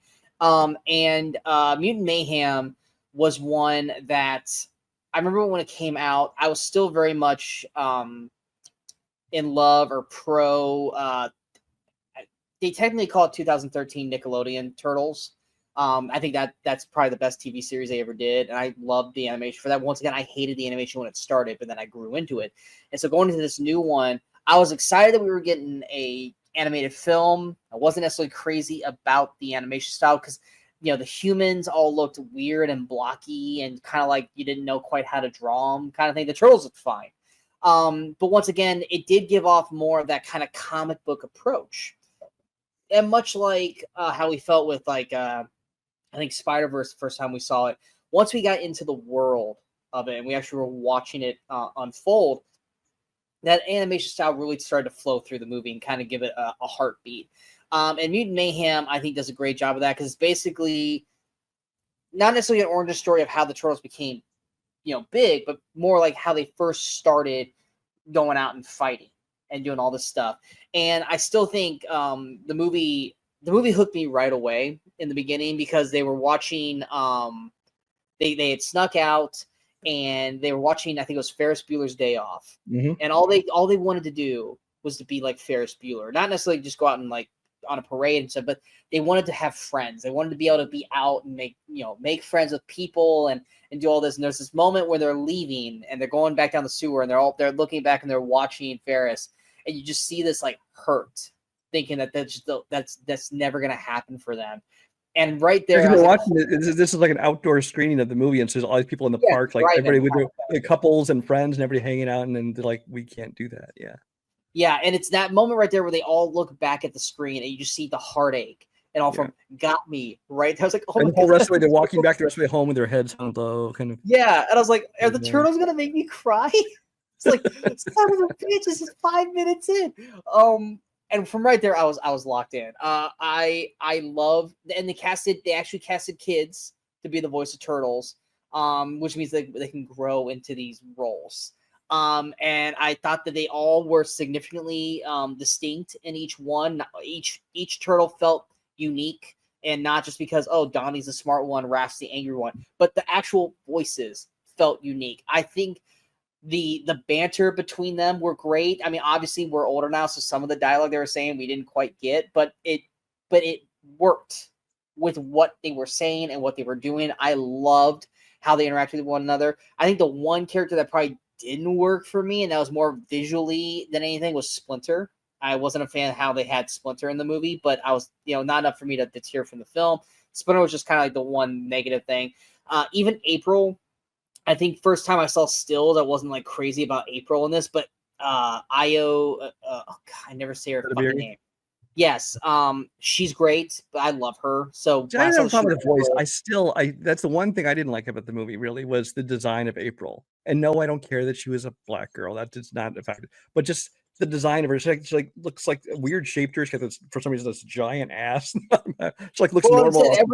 Every human looked weird in this. Yeah, so I didn't like the design of them, but like I said, her voice performance, everything was fine. The character was fine. Just didn't like the way she looked. And I love that she had her own little story arc where she was afraid to be in front of the camera because of what she did, but then she got strength through the turtles by doing that. I love the mutant story aspect. Ice Cube as Superfly was great.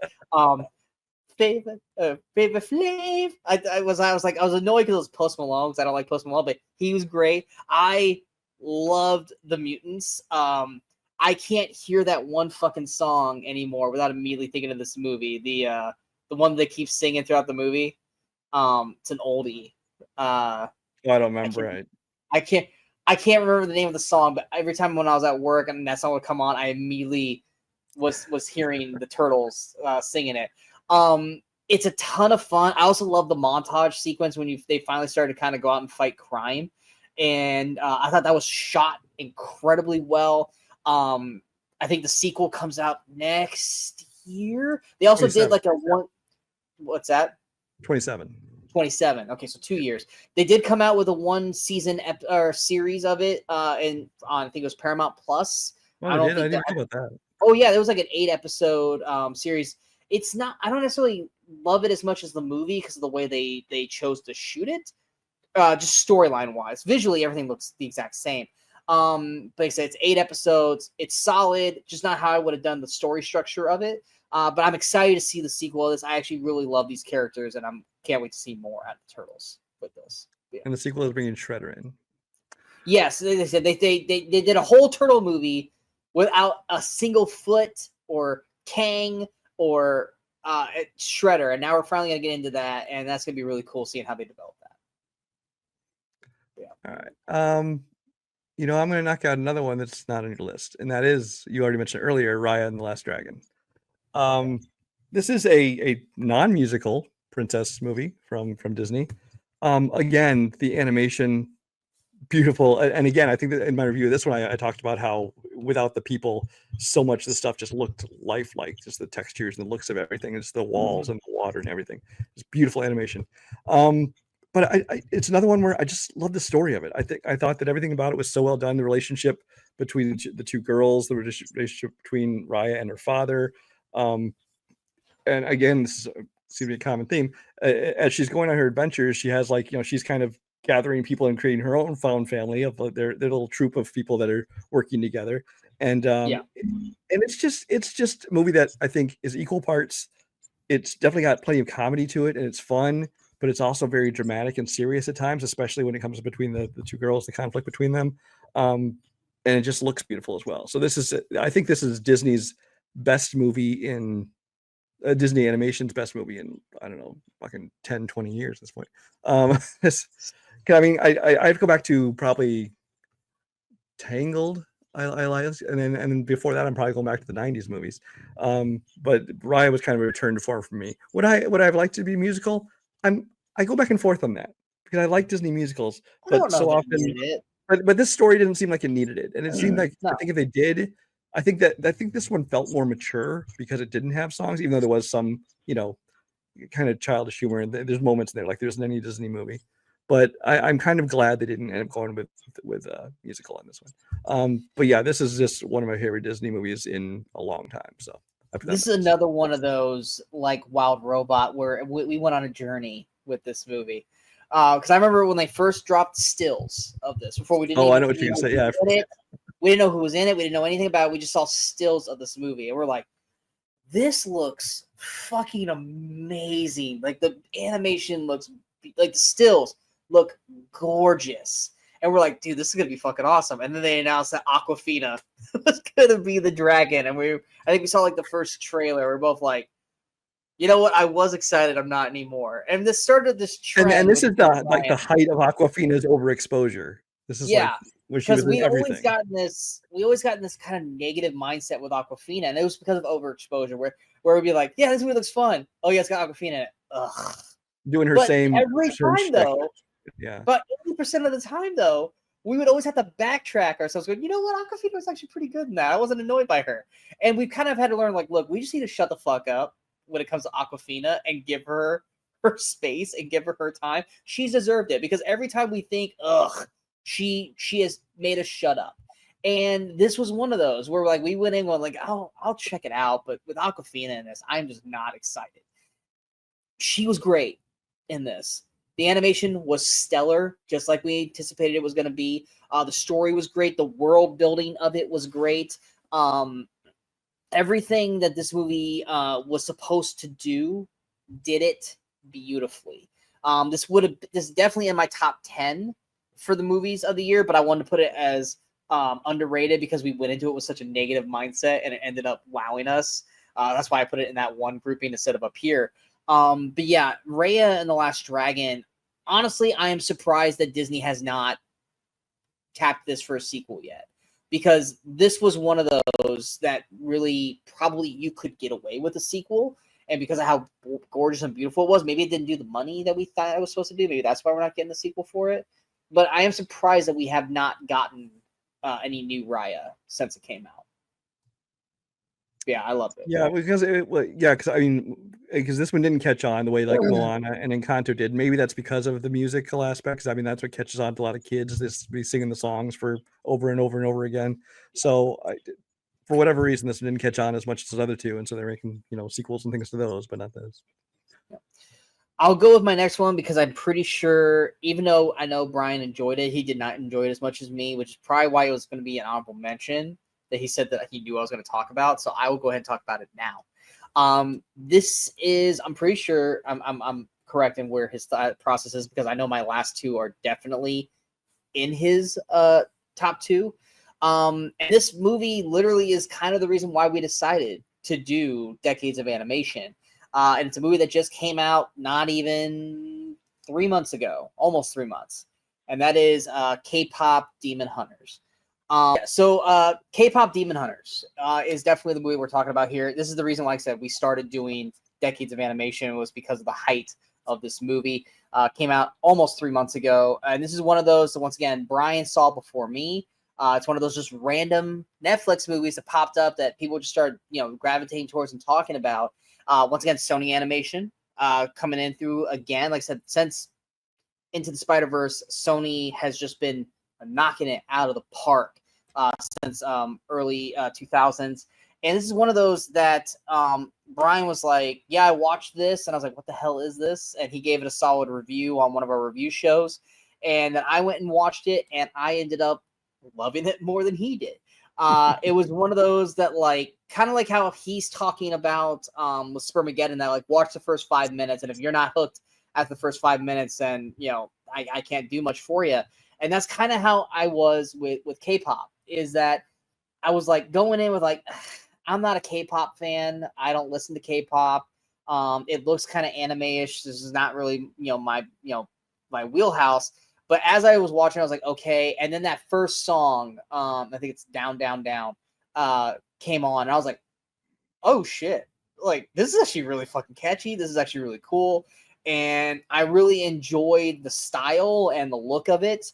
And then pretty much from there on, I was locked in. And I fell in love with this movie. This is the movie I've watched probably the most this year. It's probably the one I've watched the most, probably in the last 5 years in terms of rewatchability for me. I love the characters, Zoe, Mira, Rumi, love all three of them. I love the Saja Boys characters, Ginu. I love the fucking tiger and the bird with the three eyes. I love the story. I love the world building that we got. The music is great throughout the whole thing. And it's one of those that's like, well, now everyone is in love with this and everyone is watching it. Now we're going to get spin-offs and sequels and stuff like that, which I'm like, cool, but don't fuck it up. Because that's one thing is as soon as something gets popular, they want 1,000 things of it, and then all of a sudden everyone hates it. Sony. Yeah. Yeah. So please do it right. Don't fuck this up because I love this movie and I don't want to like not be a fan of it anymore. But yeah, I love this. Like I said, it's literally the reason we started doing this particular series. And I have been just telling everyone who will listen to check this movie out. So yeah, so this one didn't quite make my top list, but I also knew you were going to be talking about it, so I kind of figured it's a way to get a sixth movie in there. Because I really do like this movie, not as much as some people do. The songs are totally catchy, and as somebody who does not into K-pop, I was surprised how much I enjoyed the music. I like the story to it. I like kind of Rumi's kind of main journey, you know, of her you're hiding, you know, who she is and the demon aspect and all that stuff. Some of the anime-ish stuff when they start doing like the weird anime faces and stuff that detracts it for me a little bit just because I'm not into that particular style. But for the most part, I really do enjoy this movie. It just wasn't quite good enough to make my top 5. But yeah, I do love the music in this thing, and I'm all for seeing another movie. I don't know if I want them to do as much stuff as it seems like they're planning to do with it, because it's like, can't we just do another movie? Let's not do 15 different things. Let's not ruin it. yeah, but they will. And they probably will. They probably are going to ruin it. But we're enjoying what we got of it now, and we'll probably enjoy what we get of it next. It'll be the 4th or 5th iteration of it. We're like, okay, I'm over it now. But as of right now, we're very, very high on it. Yes. And like I said, I'm pretty sure the final 2, final 3 are the final 3 we both have. Yeah. So yeah.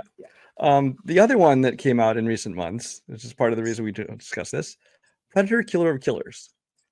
We heard they're gonna make this animated Predator film. It's gonna come out the same year as a new live action Predator film, and we're like, okay, I guess. But you know, I've seen them in the past. They've made like a Terminator anime show on like I don't know, cartoon. I tried watching it. I couldn't get into it. They've done that with like X-Men too. They did like an anime thing of it, and this one wasn't necessarily going to be anime. It was animated. But we're like, okay, I'll check it out. And so it dropped with very little fanfare, and I watched it, and I loved it. I mean, first of all, the style of animation. It's got a style, which I've heard referred to in the past as American anime, where it's like Arcane is kind of the same thing, where it kind of looks like anime inspiration to it, but it's not really anime. And that kind of stuff I can really get into if it's done really well. And here, especially when there's so much action going on, it's like these segments are almost entirely action, and it just looks so good because again, they can do so much more in the medium animation that they maybe couldn't do, at least not convincingly or on low enough budget to do it if they tried to do a live action. But it's got basically 3 segments. You got basically Predator versus Ninja and Samurai. You got Predator versus Viking. You got Predator versus was it World War II or one? World War II fighter pilot. World War II fighter pilot. And every one of these segments is great. I think I prefer the Japan one just because it's fucking ninjas versus Predator, which is awesome. It's the kind of thing I would have thought of when I was a little kid. It's like, well, this is actually coming true. But yeah, animation is beautiful. The story I thought was really well. The characters, especially because most of these things are done with little to no dialogue. And you get about 15-20 minutes per story. Yeah. And the first 2 segments, obviously, with one being Viking and one being in Japan, there is some dialogue, subtitled, of course, but it's minimal because it kind of gets right into the action pretty fast. And the last one has more dialogue just because it's an American guy, fighting in him, so you can hear him talking. But one of the things I love most about this is the potential for it. And we were even saying, because of course, at the end, it's been out for months. At the very end, they basically they've abducted all these people, which you don't realize throughout the movie, throughout the show. The interstitials are kind of showing them like in this in the spacecraft, and you realize they're all captured, even though they've defeated these predators. And then they go panning down, and you see I forgot the character's name from Prey. Neru? I don't remember. But you see her frozen there as well, and we're like, oh man, that's so cool. They're going to tie it, because first of all, that kind of implies there's going to continue this animated world of Predator. Yeah. Two, it says that they're gonna bring her in, which is awesome, and kind of tie it into it's in canon with the rest of the movies and things. And then a couple weeks later, they added in an extended epilogue, which also included, which we talked about. Wouldn't it be cool if they could bring back Arnold Schwarzenegger and Danny Glover, since they've and they fucking listen. And sure enough, they're in there too. Now we don't have Adrian Brody and some of these other people, but that's fine. It's the first one. What we wanted is Arnold Schwarzenegger, and Danny Glover's just a nice bonus. I forget the character's name. His character. Yeah, we didn't get Boyd Holbrook and what's his name? Jacob Tremblay. Yeah, Jacob Tremblay in their Predator suit. Yeah, but it's just like, I just love that they found a way to not only make an animated movie that was enjoyable, but after the original movie, it might be my favorite of all the Predators. It's up there. It's definitely up there. Now, that's not saying much. Now, I've enjoyed all the Predator movies to different extents. Yeah. A lot of people don't like a lot of the other ones. I enjoy them all, but this is probably my favorite. Just below the original movie Predator. But yeah, this was just another pleasant surprise. Love this movie. Yeah, this is one that I think I was probably more excited about than you when it came out. But I think you ended up loving it more than me. I still really, really like it. This is still definitely in my top 5 for the year right now. But yeah, the mini stories I thought were all well done. I'm not a big, I think you and I are in agreement. We're both not as big of a fan of the World War II fighter pilot storyline as much, mainly because it's just a fight. It's the weak. I still enjoy it, but it's the weakest of the 3, I think. Yeah. Yeah, but I mean, yeah, the Viking one is awesome. The Ninja Samurai one is awesome, and then of course I like to call it the Battle of Geonosis scene at the end. It looks like that. Yeah. It's very much a Star Wars Episode 2-esque kind of story. They are both shot, or they're all shot awesome and unique in their own way. Voice cast is strong all the way throughout. The Predators are all unique and look awesome. They don't shy away from the violence and the bloodiness of the Predator. And like you said, it opens it up for more down the road. Even before they showed, like, I'm blanking on her name, but from Prey and Dutch and all them, that, it even looked like it was still going to be going to sequel territory. And then we don't even know, with Predator Badlands coming out later this year, how that's going to interact with this storyline, or if it even will. But it has definitely opened the door, I think, to a more promising future for the Predator franchise than even more so with Alien. Even though Alien Earth is going on, it's very much a prequel. Whereas Predator feels very much like they have, Dan Trachtenberg has an idea. He has a storyline focus. And I'm excited to see the journey that we are going to get. And Predator Killer Killers was a beautiful surprise that, once again, kind of beating it like a dead drum at this point. Most people have not watched. Most people have not given the time to, because A, it's animated, B, it's on Hulu, and it didn't get the wide, berth, probably praise that it deserved. But it is easily one of the best animated films of the year, and of course of the last 5 years, and it's fantastic. Next, do we want to go with the original one or the sequel? Let's go with the original one. Okay. So our next one was our movie of the year in 2023. Mm-hmm. 2023. This is another one of those films, much like K-pop Demon Hunters. It popped up on Netflix. Had not heard anything about it. Brian watched it first and said, hey, you should really check this movie out. It's a lot of fun. And I fell in love with it and ended up being our movie of the year. And that is Nimona. Like Brian and I both said, we're both not big anime fans. And so I think that was kind of where our heads were going when we saw stuff for this movie. But we were pleasantly surprised when it was not that. Instead, we get a kind of medieval futuristic world, which I really love. I love that concept that they're all still like knights and shit, while still there's having like sci-fi elements. Yeah, it's great world building here. Yeah, awesome. Yes, the world building is great. You get some phenomenal characters with Nimona and I'm blanking on the main guy. character name wise. I got it right in front of me here. Ballister Bolter. Ballister. Riz Ahmed, who I love. So yeah, Riz Ahmed, who's great. I was hooked after the first like 5-10 minutes when they set up the table for the rest of the movie, and that was even before Nimona even came on screen. And then Nimona comes in, and it's just like, this movie is awesome. Her power set is fun, and I remember I went from like enjoying it to loving it to this has now hit the next, and it was right when they started to do like that dance, and they did the Breakfast Club dance. And I was like, okay, this movie has officially hit the next level for me. And then it still kept going from there with the story, especially with Nimona. This was one of the biggest surprises of the year. This is still a movie that a lot of people have not seen, even though we've been talking about it. This is like the night comes for us in animated form for us, where it's like, you guys really need to check out fucking Nimona. At least with K-pop, everyone's kind of jumped on that ship. Not a lot of people jumped on Nimona. Nimona should have been nominated. Didn't it get nominated? It got nominated, but it didn't win. Correct. Right? Yeah, it should have won the Oscar for Best Animated Film that year. But Nimona it was up against our number one. So exactly. So it wasn't gonna win, but it should. I feel like it should have, just because it was an original film and not a sequel. Even though we love our other film that we're about to talk about. But yeah, Nimona was phenomenal. Yeah, this is a movie I was never going to watch because it just, it was a Netflix animated film, which at the time was not like an impressive thing. It was like, oh, it's an animated film they dumped on a streaming service. It must not be that great. Chloe Grace Moretz, I don't have anything against her, but I don't think for her. So she wasn't an appeal for it. Riz Ahmed I like, but I don't even think I knew he was a voice in it before I checked it out. But it was actually not even me. A friend, another friend in the community, Jay Burns, actually, told me that I should watch this movie. And I was like, fine. Because he, and actually there's another person who were raving about this thing, saying how great it was. So I'm like, fine, I'll put it on in the background at some point while I'm doing something else. And it's one of those things where I kind of was just going to watch just to make him happy. Okay, fine, I watched it. You're happy.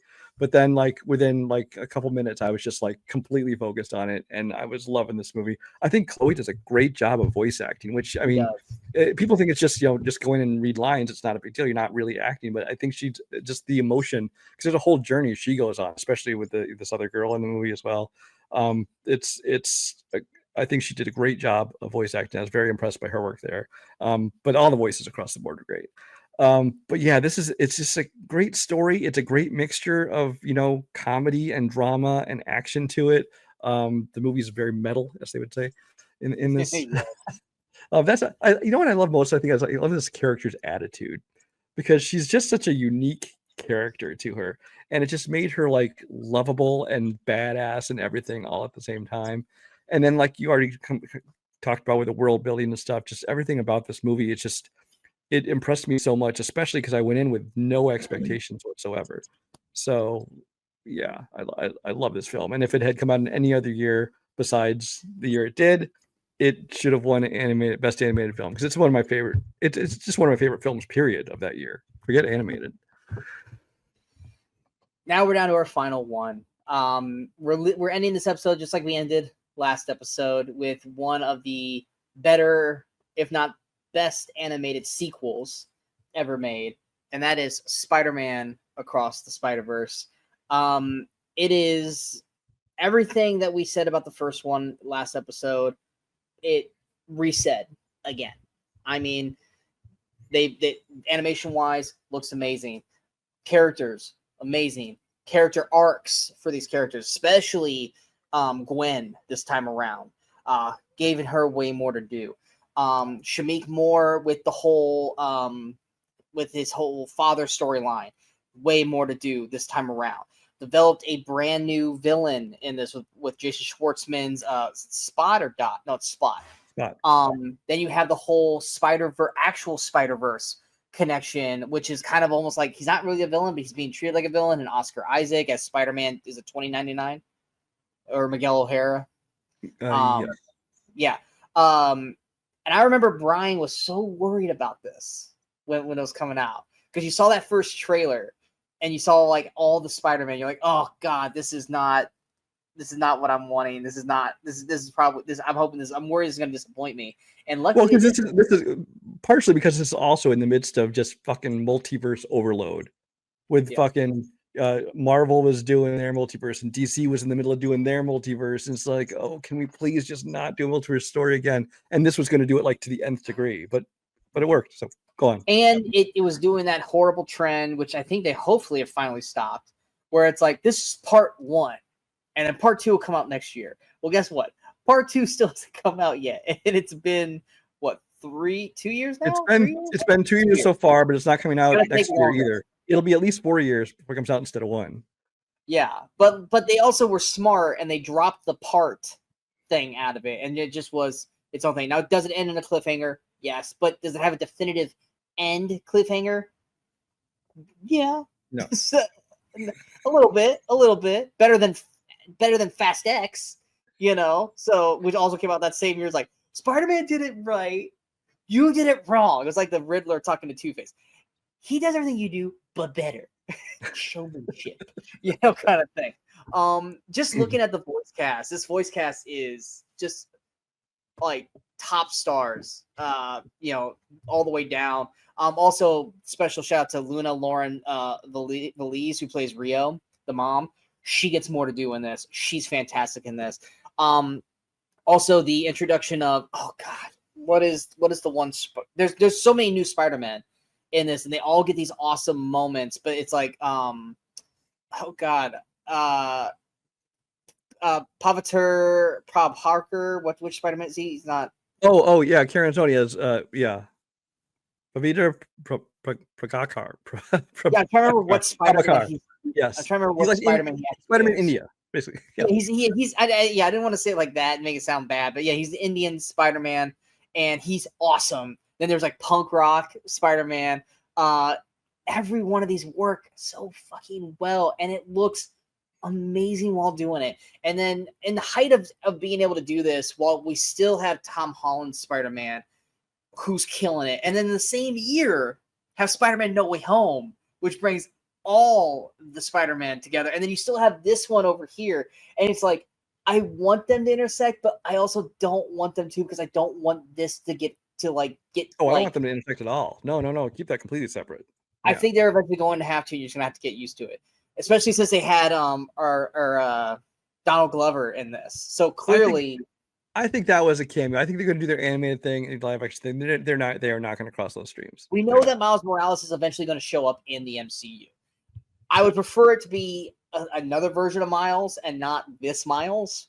So that way Spider-Verse kind of stays in its own area and doesn't intersect with the MCU. But to have something where we were so against Spider-Verse when it came out because we're like, oh my god, Sony, not a fucking Spider-Man movie. Like, just let Tom Holland do his thing and leave it alone. To, we have now 2 amazing Spider-Man. And then in this year, we had hundreds of new Spider-Man in animated form. And then you have this one. And then you even also add, granted it came out last year, or it might have been this year. It was this year, where we have another new Spider-Man with the animated Disney Plus show. But all of them are hitting so fucking well right now. But Spider-Verse just has found this way to take this multiversal thing, which Brian hates, and somehow makes Brian love it. Well, see, I think it works better in an animated form, because one of the things I love about both Into the Spider-Verse and Across the Spider-Verse is that with each Spider-Man comes from their own world, they also have a different style of animation. And it's like, especially the beginning of this movie, it's like, the beginning of this movie starts off basically with showing from Gwen's point of view, and hers is like a very, like, almost like a watercolor kind of look to it. Watercolor. And then we get the first like action scene when I believe it's Vulture is there, and it's almost like this old style, like, paper kind of sketch drawing look to it. Yeah. And then we get Spider-Punk. It's a very much like, almost like a paper mache kind of, clippings kind of thing look to it. And it's just, everybody has their own look to it. And so I think in an animated world where you can kind of differentiate, it's not just like, oh, here's another actor playing Spider-Man. Here's another actor playing Spider-Man. It's like everything has a different look to it. And so it actually feels more like worlds colliding. And so I think that helps me appreciate it, enjoy it more. And it also is not, and it's not messing up, but it's staying in its own world. It's not messing up the MCU, for instance. Whereas once you start doing like multiversal shit, you're like, oh, fuck, you just fucked up the MCU. And now we've been stuck with this shit for years now, which are hopefully wrapping up soon. But yeah, this movie from an animation standpoint, beautiful. The story is great. I do wish it had an end on a cliffhanger if they were going to wait 4 years for another one. But I mean, well, they weren't intending. They weren't planning on that. Although it's quite Yeah. ambitious to say it's coming out the next year, when even the animators are like, we haven't even started working on that yet. We don't have a script. It's like maybe you want this to be good? You need to give us some more time. Right now, or you want it good? So I'm looking forward to seeing how they wrap up the trilogy. I assume the next one's going to be the last one, at least in the trilogy. They may extend it beyond that, but my understanding is that this is kind of supposed to be as a trilogy. So I'm looking forward to that. But yeah, this great. And yeah, you've already kind of covered everything else I would have said. So love it. The only thing I probably would have added more to in this, but once again, it was already too many characters, is I wish Nick Johnson had more in this one, because he was such a vital character in the first one. Oh, Jake Johnson? Yeah. Or Jake Johnson. See, I knew I was going to say the wrong one. Yeah, I would have. Jake Johnson kind of gets sidelined, but there's a reason for it. But I just loved his Peter B. Parker so much that I kind of wish he was in it more. That would have been the only thing. But that's a nitpick. That's not like at the tier on the film. But that is it for the 2020s and for our decades of animation. What were your guys' thoughts? Did we name your favorites in this, or did we leave something out? Let us know in the comments below. Like I said, we hope you guys enjoyed this decade of animation. I don't know which one we're going to do next or when, but when we do, we hope you guys are tuning in for that one as well. Please give a like, share, and subscribe to the channel, and follow us on those social medias below for any new videos that pop up for us. Coming up next, I don't know what we got next. We've been tossing around Twisted Metal video. Talking about Twisted Metal. Like we were tossing around that we were going to maybe talk about Twisted Metal because season 2 just ended, and we were both huge fans of it. So we might be doing a Twisted Metal video here. We do have, I don't know if there's any movies coming out in September that deserve their own review. I know Conjuring is this week, but I know Brian's not a huge Conjuring fan. So if I do one, it'll probably just be of me. Anything in September do you think that we would probably be doing a joint review on? That's what I was just looking. I don't think anything's jumping out at me that's gonna deserve its own review. We are going to be talking about Alien Earth, but we will be waiting because after Predator Badlands comes out, we're going to do a whole Alien Predator thing. Yeah, so that won't be out until sometime in November, so we can just do a whole Alien Predator universe show. But we are watching that. We are watching it every week. We are having our own little internal conversations for that. Hopefully we'll remember everything that we want to talk about it when we get to November, because the show will end this month. So hopefully we remember everything and utilize it to our potential here in November when Badlands comes out. But like I said, we have plenty to talk about. We will have more on the channel. But just stick with us, and we'll be back next time. We are the Movie Crusaders. I'm Sean Wascrew. That is Brian Michaels. And until next time, in case we don't see you, go watch some movies, go have some fun.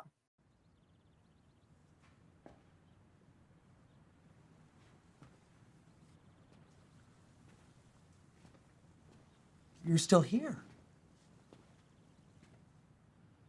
It's over. Go home.